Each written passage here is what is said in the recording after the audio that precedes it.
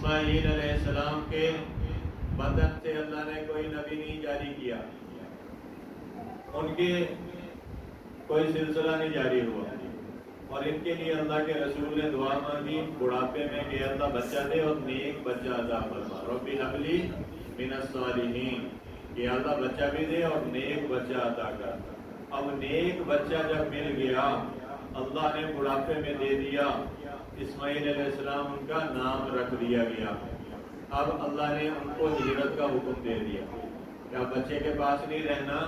اب یہاں سے چلے جائیں بیوی کو چھوڑ کے۔ اور پھر حضرت ابراہیم علیہ السلام کے بڑھاپے میں سفر شروع ہو گیا، ایک سفر سے آئے دوسرے سفر پہ ہجرت، یہ اللہ کی طرف سے امتحان ہے۔ اور پھر جب آئے اللہ کے رسول کہ اسماعیل علیہ السلام وہ چھوٹے تھے، ابھی دودھ پیتا بچہ تھا، تو اللہ نے کہا کہ میرے پیغمبر اب اس کو، اپنی بیوی کو اور اپنے اس معصوم بچے کو، اس وقت وہ سفر میں تھے اور کہاں پہ پہنچے تھے کہ جہاں پہ آج بیت اللہ ہے، مکہ ہے، اور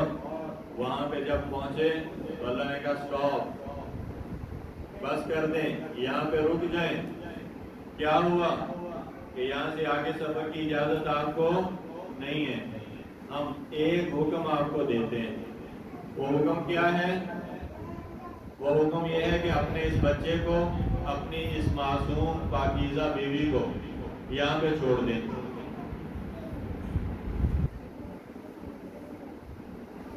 یہاں پہ اس کو چھوڑ دیں۔ اور قرآن کہتا ہے وادی غیر ذی زرع، کہ وہ ایسی وادی تھی، چٹیل میدان تھا، بے آب و گیا وادی تھی، وہاں پہ پتا بھی نہیں تھا، گھاس کا ایک دن کا بھی نہیں تھا، ایک پتا بھی کوئی نہیں، کادا ایک دن کا بھی کوئی نہیں، پتھر ہی پتھر اور ریت ہی ریت۔ سورج نکلتا ہے تو سورج کی دھوپ سے اور گرمی کی شدت سے بچنے کے لیے کوئی سایہ نہیں، نیچے پاؤں جلتے ہیں تو پاؤں کی حفاظت کے لیے کوئی ذریعہ نہیں، وہاں سے بھاگ کر نکلنے کے لیے کوئی سواری نہیں۔ ابراہیم علیہ السلام سے کہا کہ آپ یہاں پہ اپنے بچے کو، اپنی بیوی کو یہاں پہ چھوڑ دیں، یہاں پہ چھوڑ کے آپ چلیں فلسطین کی طرف، حکم ہوا آپ ہجرت کر دیں۔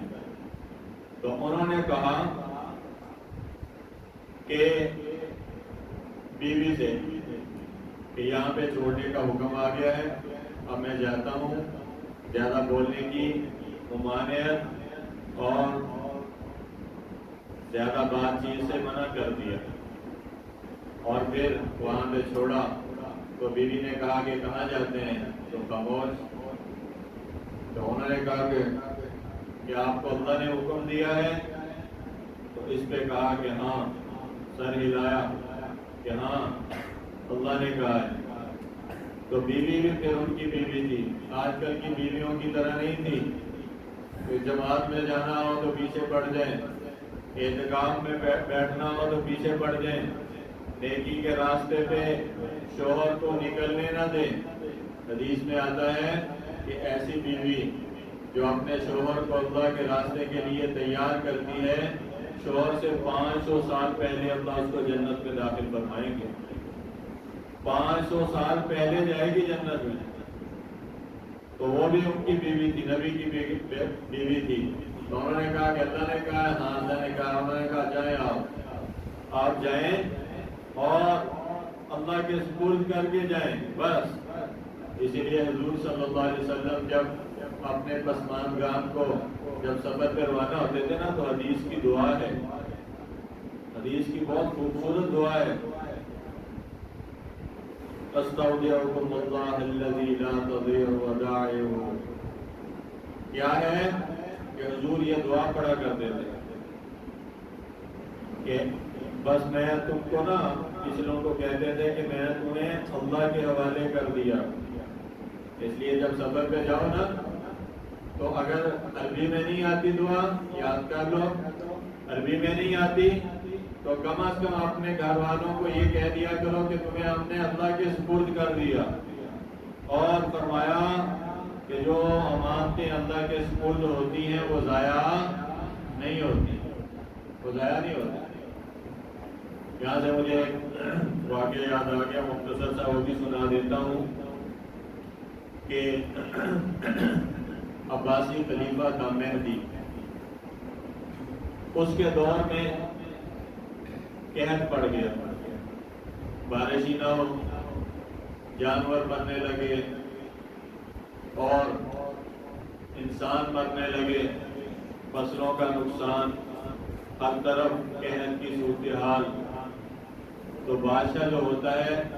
وہ امت کا رکھوالا ہوتا ہے، امت کا خیرخواہ ہوتا ہے، تو پریشان ہو گیا۔ تو اس پریشانی کے اندر کہ کسی طرح بارش ہو جائے، کسی طرح میری مملکت اور رعایا جو ہے وہ سیراب ہو جائے، تو وہ ایک دن بیٹھا تھا اداس سونے کے لیے، تو اس نے کہا اپنے ایک وزیر سے کہ مجھے کوئی بات سناؤ کہ جس سے میرا دل بہل جائے، غم ہے، پریشانی ہے۔ تو اس دور کے جو بادشاہ کے مصابین ہوتے تھے، بادشاہ کے ساتھ رہنے والے، ان کے جو مشورہ دینے والے ہوتے تھے، وہ صاحب الرائے ہوتے تھے، بڑے عقل مند ہوتے تھے۔ جو وزیر ہوتے تھے نا، بڑے عقل مند ہوتے تھے۔ بادشاہ کو مروانے والے بھی زیادہ وزیر ہوتے ہیں اور پار لگانے والے بھی زیادہ وزیر ہوتے ہیں۔ جڑے نال رہتے ہیں نا، جڑے مت دیندے ہیں، چنگی مت دیندے تے بادشاہ تر جاندا، اور مت غلط دے دیندے تے بادشاہ پھس جاندا چنگا بھلا۔ تو اس لیے فرمایا کہ اپنے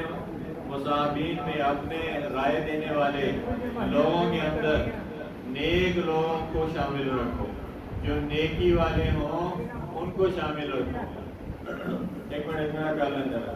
پہلے بات سنو، آپ میں 5 منٹ چھوڑی ہوں، توجہ سے بات سنیں۔ تو نیک لوگوں کو اپنے مصابین میں، وزراء میں شامل رکھنا چاہیے، اور جب مشورہ ہو لینا تو نیکوں سے مشورہ کرنا چاہیے۔ قرآن میں بھی ہے، انبیاء کے مشوروں کا ذکر ہے، انہوں نے نیک لوگوں سے جب مشورے کی نوبت پڑی نا کسی کو، تو نیک لوگوں سے مشورہ لیا۔ نیک آدمی کے مشورے میں برکت ہوتی، یاد رکھنا۔ میں اپنے حضرت شیخ سے جب بھی کوئی مشورہ کرنا ہوتا تھا تو میری عادت تھی کہ زندگی کا جو فیصلہ کرنا پڑا، اپنے حضرت شیخ، اپنے پیران پیر، اپنے روحانی مرشد، ان سے رابطہ کرنا کہ نیک، متقی، پارسا، عالم، حافظ، ایسے لوگوں سے مشورہ کر کے چلو، انشاءاللہ ناکامی نہیں ہوگی، پچھتاوا نہیں ہوگا، اور پشیمانگی نہیں ہوگی، شرمندگی نہیں ہوگی۔ تو اس نے کہا کہ مجھے کوئی کہانی سناؤ، میرا تو جو ہے وہ طبیعت خراب ہے۔ تو وہ سمجھ گیا، وہ بڑا سمجھدار تھا، تو اس نے کہا بادشاہ سلامت، میں ایک قصہ آپ کو سناتا ہوں۔ اس نے کہا کہ ایک جنگل کا بادشاہ شیر جو تھا، وہ اپنے جنگل میں رہتا تھا، تو اس کے پاس جو ہے ایک دن لومڑی اپنا بچہ لے کر آئی، لومڑی اپنا بچہ لے کر آئی۔ وہ سفر پہ جا رہی تھی، اس نے کہا کہ بادشاہ یہ میرا بچہ تیرے پاس امانت ہے۔ امانت سے بات شروع کی تھی نا کہ سب سفر پہ جاؤ تو اپنوں کو امانت بنا کے اللہ کے سپرد کر دو۔ استودعکم اللہ الذی لا تضیع ودائعہ، حدیث کی صحیح روایت میں یہ دعا ہے کہ جاؤ، میں نے اپنے گھر والوں تمہیں اللہ کے سپرد کر دیا، اللہ کے سپرد کردہ امانتیں کبھی ضائع نہیں ہوتی۔ تو وہ کہنے لگی کہ بادشاہ سلام، یہ میرا بچہ، میں جا رہی ہوں سفر پہ، اس کو سنبھالو، یہ امانت تیرے سپرد ہے، واپس آگے لے لوں۔ اس نے سپرد کیا، چلی گئی، سفر سے واپس آئی، اور بادشاہ جو نا اس کو ہر ٹائم اٹھائے رکھے اور اس کی حفاظت کرے، یہ امانت ہے۔ اس نے اپنے پیٹھ پہ، کمر پہ بٹھا لیا اس کو، تو جانوروں سے تو حفاظت ہو گئی، لیکن ایک دن جو ہے اوپر سے باز کی نظر پڑ گئی۔ باز نے دیکھا کہ لومڑی کا چھوٹا سا بچہ بادشاہ کی پشت پہ پڑا ہے، تو وہ تو غفلت میں تھا، نیچے دیکھ رہا تھا، اس نے اوپر سے غوطہ لگایا،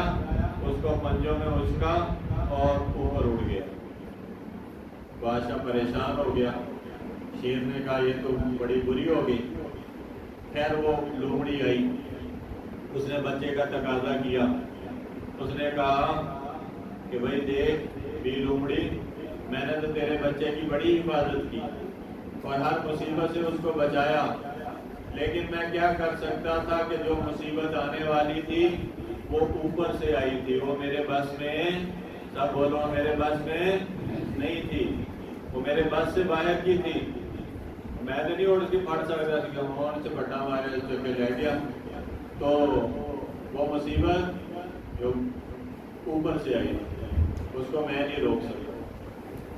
تو اتنا کہہ کے وہ وزیر رک گیا. بس اب دیکھو اس نے کیا کہانی سنائی اور کس طرح بادشاہ کو متوجہ کیا. بادشاہ بھی سمجھدار تھا. اس نے کہا یہ جو قحط آیا ہے بادشاہ یہ تیرے بس کی بات نہیں ہے، تو جتنا بھی اسباب اکٹھا کر سکتا ہے کر لے، لیکن جو مصیبت اللہ کی طرف سے آتی ہے اس کو زمین والے نہیں روک سکتے. پوری طاقت لگا لیں، جو اللہ چاہتا ہے وہ مصیبت آگے رہتی ہے. تو بس اتنا کہا. بادشاہ اٹھا اور اٹھ کے وہ گیا اور اس نے جا کے حمام سے وضو کیا. وضو کر کے مصلی بچھایا، 2 رکعت نفل پڑھے، سجدے میں سر رکھ کے رویا اللہ سے کہ اے اللہ یہ مصیبت تو لے کر آیا ہے، اوپر سے آئی ہے، تیرے چاہنے سے آئی ہے، اس کو تو ہی درست کرے گا، تو ہی اس کو ختم کرے گا. بارش کو برسانے والے رب میری مملکت میں بارش کو برسا. بے شک کہ یہ گناہوں کی آگ ہے، اس کی نحوست ہے، لیکن آپ کرم والے ہیں، فضل والے ہیں، آپ اپنے بندوں پہ رحیم ہیں، رحمان ہیں، بخشنے والے ہیں، مہربان ہیں، آپ بارش کر دیں. اور وہاں سے اس نے دعا کی، نکلا، اللہ تعالیٰ نے بادل بھیجے، پوری اس کی مملکت میں بارش ہوئی اور قحط کا خاتمہ ہوا. تو اللہ کے سپرد جو چیز کی جاتی ہے وہ ضائع نہیں ہوتی. اللہ کی طرف متوجہ رہنا یہ سکھایا گیا. بیوی بچے کو چھوڑ کے نکل گئے اور جب دیکھتے رہے آمنے سامنے آنکھیں چار رہی کہ جہاں سے بچہ بھی نظر آ رہا ہے بیوی نظر آ رہی اور کوئی چیز نہیں. اللہ کی قسم وہاں پہ کوئی چیز نہیں، کوئی انسان نہیں، کوئی جانور نہیں، کوئی وہاں پہ درخت نہیں، کوئی نیچے گھاس کوئی نہیں. وہاں پہ چھوڑ کے چل پڑے اور وہاں پہ ٹیلا تھا ریت کا. تو حدیث میں آتا ہے کہ جب اس ٹیلے کے پار اترے، ایک ہوتا ہے نا کیپیسٹی ہوتی ہے کہ تو دیکھ لو اور کھولتے کیا نظر آ جائے گا، وہ تو اکیلے نہیں نظر آنا. جب ادھر گلی میں مڑ جاؤ گے تو پھر نظر نہیں آئے گا کچھ بھی. اور جیسے ہی وہ ٹیلے کے پار اترے وہ نظر آنا بند ہو گیا. وہ بچہ بھی گیا. بیوی پاک بیوی، نبی کی بیوی دیکھو وہ کہاں پہ چھوڑا ہے؟ پتھروں کے اندر اور ریت کے اندر. وہاں پہ چھوڑا ہے، اللہ کے حکم سے چھوڑا ہے. اور پھر جب یہ دیکھا کہ بیوی بھی گئی اور بچہ بھی نظروں سے اوجھل ہو گیا تو وہاں پہ پھر آتا ہے کہ پھر انہوں نے ہاتھ اٹھائے ابراہیم علیہ السلام. اللہ کا اتنا بڑا نبی، کیا بات ہے. دیکھو جب اللہ کے لیے آدمی قربانی کرتا ہے، کوئی اپنی چیز پیش کرتا ہے تو اللہ اس کی بڑی لاج رکھتے ہیں. اس کی دعاؤں میں بڑی طاقت آ جاتی ہے، پاور آ جاتی ہے. جب ہاتھ اٹھائے تو آسمانوں کا نظام بدل گیا. اے اللہ آپ نے کہا تھا چھوڑ دے، یہ دیکھیں میں نے اپنے بیوی کو بھی چھوڑ دیا،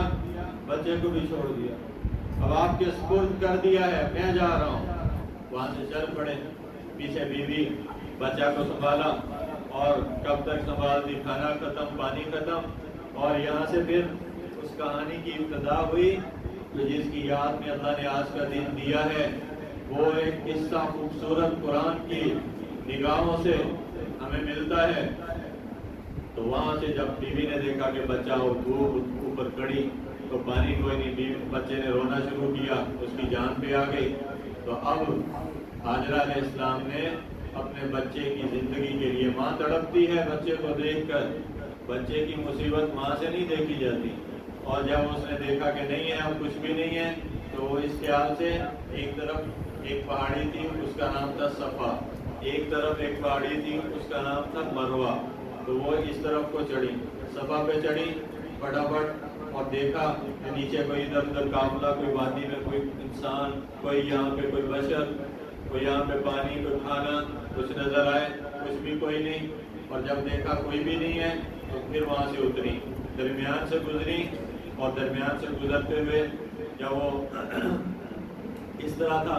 کہ نیچے وہ بچہ نظر آنا بند ہو گیا، تو پھر وہاں سے دوڑی،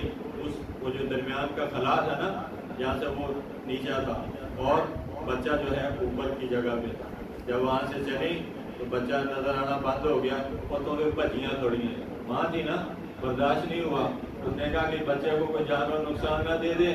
اور تیزی سے وہاں سے بھاگی، بھاگ کے دوسری پہاڑی پہ چڑھ گئی، مروہ پہ چڑھ گئی، وہاں سے دیکھا چاروں طرف کوئی نہیں، تسلی نہیں ہوئی، وہاں سے اتری، درمیان کا راستہ، وہاں سے پھر بچہ باندھا نظر آنا بند ہوا، وہاں سے پھر بھاگی تیزی سے، میرے بچے کو کوئی نقصان نہ دے، پھر سفر پہ پھر ادھر سے ادھر، پھر اسی طرح وہ بھاگ کے ایک کمزور ذات ہے عورت، اور اپنے بچے کے لیے دیکھو اس طرح تڑپتے ہوئے انہوں نے 7 چکر وہ مکمل کیے، 7 پھیرے مکمل کیے، جب 7واں پھیرا لگ گیا اب ہمت بھی ختم ہو گئی، ہمت جواب دے گئی کہ بس اب نہیں، تو اس خیال سے وہاں سے پھر گری کہ بس اب میں ادھر مرتی ہوں، بچہ ادھر مر جائے اور جان چھوٹ جائے، اور بس اس خیال سے جو گری ہے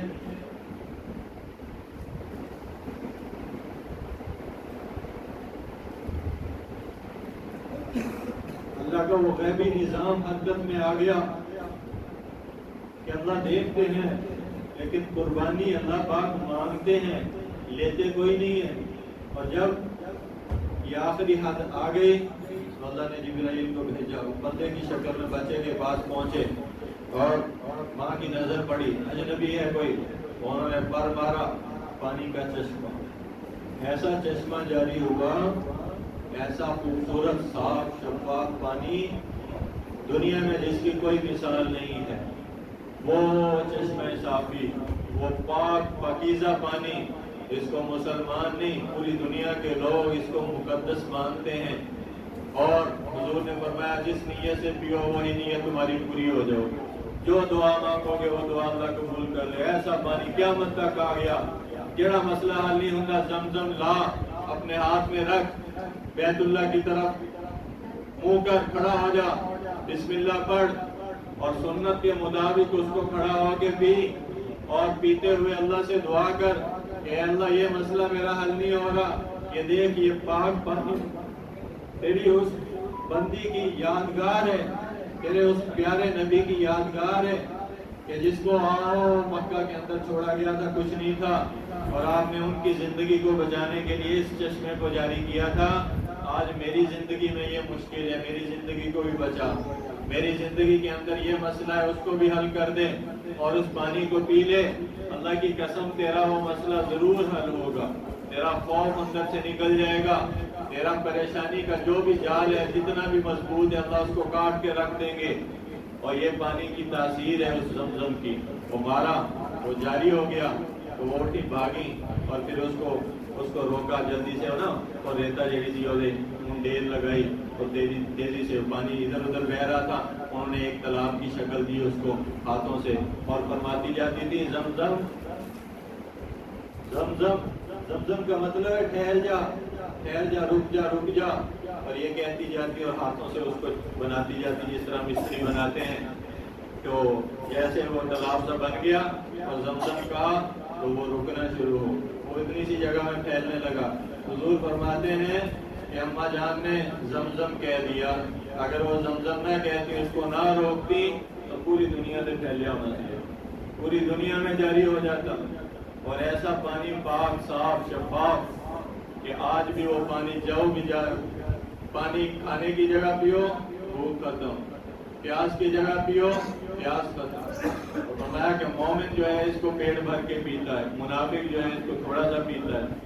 تو یہ وہ پانی اللہ نے جاری کر دیا، زندگی بچا دی، پھر ابراہیم علیہ السلام کو بھیجا، پھر آخری بات پھر کہا کہ ہاں یہ میرا جو اپنا بچہ ہے میرا نبی ہے، اب اس کو ذبح کر دیں، خواب کے اندر آیا ذبح کر رہے ہیں، بیٹے کو بتایا کہ میں تجھے ذبح کر رہا ہوں، انہوں نے کہا اللہ کا حکم ہے وہی ہے، نبی کا خواب بھی وہی ہے، کیا کروں بیٹا؟ انہوں نے کہا ابا جو حکم ہے وہ کر دیں، آپ پورا کریں۔ دیکھو اللہ کے حکم کو پورا کرو، یہ نہ دیکھو کہ کیا ہوتا ہے کیا نہیں ہوتا۔ جو اللہ کا حکم آ گیا تو اس کو پورا کر، اللہ خود تیرے کام بنا دیں گے سارے۔ تو کہا تو پھر اس کو لیا، لے کے چلے اور چھری کو تیز کیا، پھر اس کو لٹایا، اور بوڑھے باپ کے ہاتھ کب کپا رہے ہیں، ان سے ہمت نہیں بند رہی، تو اپنے آنکھوں پہ پٹی باندھ لی کہ اس کا پیار جو ہے بچے کا وہ غالب نہ آ جائے۔ پھر اس کے ہاتھوں کو، ہاتھ سے اس کے بالوں کو پکڑا اور گردن نیچے کی طرف کی، اور نیچے سے چھری اس کے اوپر کی طرف کی، اور گھٹنا جو ہے اس کے یہاں پہ رکھا، گردن پہ رکھا، گھٹنا رکھ کے، اور پھر بسم اللہ اللہ اکبر، اور کب کپاتے ہاتھوں کے ساتھ گرم گرم خون لگا، اور باپ کا خواب پورا ہو گیا۔ وہ تو اللہ کا نظام ہے، اللہ کا نظام ہے کہ اللہ نے کہا نہیں کٹنے دینا اس کو، لے جاؤ یہ دمبا لے جاؤ جنت سے، اس کے نیچے رکھ دو۔ لیکن باپ کے ہاتھوں کو تو خون لگ چکا تھا، قربانی اپنے بیٹے کی ہوئی ہے، دمبے کی نہیں ہوئی ہے۔ یہ نہ کہو کہ دمبا کٹ گیا، حقیقت میں تو بیٹا کٹ گیا۔ اور جب آنکھ کھولی اور آنکھیں آنسوں سے بھرائی ہوئی تو یکدم جب دیکھا تو اسماعیل علیہ السلام ایک طرف کھڑے مسکرا رہے، اور دمبا جو ہے وہ ذبح ہوا پڑا ہے۔ تو پھر اللہ کا شکر ادا کیا، اور اللہ نے کہا کہ اے ابراہیم، قرآن میں قد صدقت رؤیا، کہ اے ابراہیم تو نے اپنے خواب کو سچا کر دیا، تو نے اپنے امتحان کو پورا کر دیا، اور چل تو نے مجھے راضی کر دیا۔ انی جاعلک للناس اماما، جا آج کے بعد لوگوں کا تو ہی امام ہے گا، تو ہی مقتدا تے، تو ہی رہنما، اللہ کا رسول بھی تو، محبوب بھی تو تے، نبی بھی تو، یا تیری نسلہ جو اپنا او پیغمبر بھیجا گا کہ پوری دنیا تے جنیاں شانہ بیان ہوں گیا، اور جیدی نسل دے وچوں اللہ اہل بیت نو ظاہر کروں گے، اور پوری دنیا دے اتے ہوئی اذان دے جتھے اللہ کا نام ہوگا اور سونے محبوب کا نام بھی اتنے لیا جاؤ گا۔ جب اللہ کی نام کی تکبیر بلند ہوگی، اللہ اکبر اشہد ان لا الہ الا اللہ مؤذن کہے گا، تو اس کو آگے کہنا پڑے گا اشہد ان محمد رسول اللہ، تو کلمہ پڑے گا لا الہ الا اللہ، اس کو آگے پڑھنا پڑے گا محمد رسول اللہ۔ وہ نبی بھیجوں گا جس کا قرآن کے ہر صفحے پہ تذکرہ ہوگا، ہر صورت میں جس کے قصے ہوں گے، جس کے چرچے ہوں گے، شانیں ہوں گی، جس پہ درود پڑھا جائے گا، جس کی آل پہ درود پڑھا جائے گا، اور اللہ سے کہا جائے گا یا اللہ آپ بھی پڑھیں، آپ کے فرشتے پڑھتے ہیں، اور ہماری طرف سے بھی آپ نے رسول محبوب مکرم کو ہمارا درود بھیج دیں، پہنچا دیں، یہ رسول آپ کی نسل سے جاری کرو۔ اور پھر کہا وَاتَّخِذُوا مِن مَقَامِ إِبْرَاهِيمَ مُصَلًّى، کہ جڑا آؤگا جتنے ابراہیم علیہ السلام نے نفل پڑھے، اور جو مقام ابراہیم ہے جس پتھر پہ چڑھ کے انہوں نے بیت اللہ کی تعمیر کی تھی، اللہ نے کہا جاؤ آج تو بعد انہوں مسلح بنا لو، انہوں سجدہ گاہ بنا لو، میں تھوڑے راستے مقرر کر چھڑی، قیامت تک آخری مسلمان ہی آؤ گا، بیت اللہ سے جاؤ گا، 2 نفل ہوتے پڑھنے پاؤں گے سنتا، ہوتے جا کے 2 نفل پڑھ رب نو سجدہ کر، اس مقام پہ جا جہاں پہ اللہ کو رحم آ جائے گا، جہاں پہ ابراہیم علیہ السلام نے اپنے قدم لگائے تھے وہ وہاں پہ سر لگائے گا جا کے، اور امام الانبیاء بھی آئیں گے تو وہ بھی اس مقام پہ جا کے 2 نفل پڑھیں گے، حضور کی سنت بھی بن جائے گی، اور قیامت تک یہ سلسلہ جاری و ساری ہو جائے گا۔ تو اس لیے محترم عزیزوں، یہ وہ کہانی ہے، یہ وہ قصہ ہے جو ہمیں بتاتا ہے کہ اپنا آپ اللہ پہ قربان کرنا سیکھیں، اللہ کے لیے جینا سیکھیں، اور اللہ کے لیے مرنا سیکھیں، اپنی اولادوں کو یہ جذبے سکھاؤ، ابراہیم علیہ السلام والے، اسماعیل علیہ السلام والے۔ اور اقبال نے کہا، کیا خوب کہا کہ یہ بچے کی اطاعت اور فرما برداری، اسماعیل علیہ السلام کا اللہ پہ قربان ہونے کا جذبہ، وہ کہتے ہیں حیران ہوں کہ ماں نے سکھایا سی، پیو نے سکھایا سی، اسے مقصد بھیجا سی، وہ